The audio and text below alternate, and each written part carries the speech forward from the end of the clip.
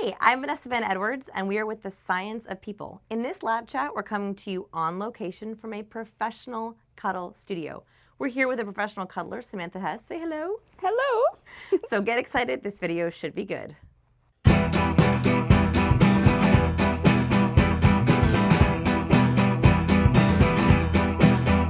Before I get into the nitty-gritty science of touch and cuddling, I thought I would explain how we ended up in a professional cuddle studio. Yes, leave it to Portland, Oregon to have a professional cuddle studio called Cuddle Up, run by Samantha Hess, a self-proclaimed cuddle expert. She's also the author of Touch, The Power of Human Connection. Here's what you have to know. Touch is so powerful that cuddlers like Hess have made an entire business around it.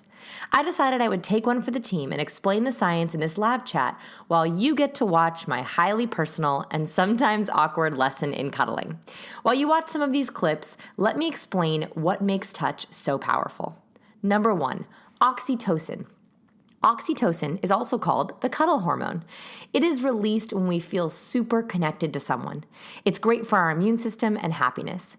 Touch is the best way to get oxytocin pumping. Number 2, cortisol. Cortisol is the stress hormone and is terrible for our energy, immune system, and metabolism. Touch or cuddling lowers your cortisol levels. In other words, it gets rid of your stress hormone. Number 3, dopamine. Dopamine is the pleasure hormone. Now, it gets a little complicated here, so I'm gonna let Hess explain it to you. So oxytocin is kind of like that nurturing, like bonding experience of like your mom giving you a hug. Dopamine is that like elevated heart rate, like Pleasure center. Yeah, it's more the romantic, like I'm about to get it on. We don't have that kind of feeling here. Bow chicka wow wow.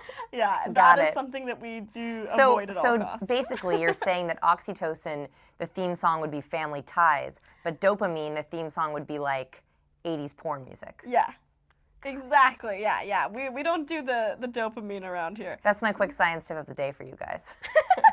Have I mentioned how hard it is to do a science video while cuddling with a stranger? Let's just say it was one of the weirdest videos my team and I have ever shot. Anyways, research shows that cuddling helps depression, immune function, and happiness levels. So how can you incorporate it more into your life? If you don't live near a cuddle studio, but they are cropping up all over the world, you can still absolutely cuddle better with your partner. Hess has found over 58 different cuddle positions for everyone's different comfort levels. We tried a bunch. My favorites? The tandem bicycle. Get it? It looks like we're riding a bike together. Or the fortune cookie. I was the cookie, Hess was the fortune. Or the Tarantino, which I learned is good for a special something. Here, I'll show you that fun little moment in our session. Position is specifically designed for people who have foot fetishes. I know, right? Something for everyone. It's really important to cater to everybody's needs. We also did the mama bear and the papa bear, which is great for shoulder massages, so I'm told. And we did the blooming lotus, which Hess says is good if you want to have long conversations while still getting the power of touch. If you're curious, yes, I had to fill out a bunch of paperwork before cuddling. And I got to choose my own cuddle room.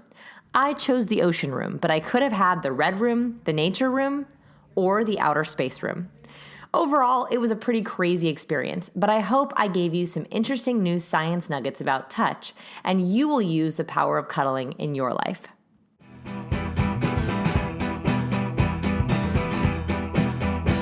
I've never cuddled with someone smaller than me. Ever. This is a first.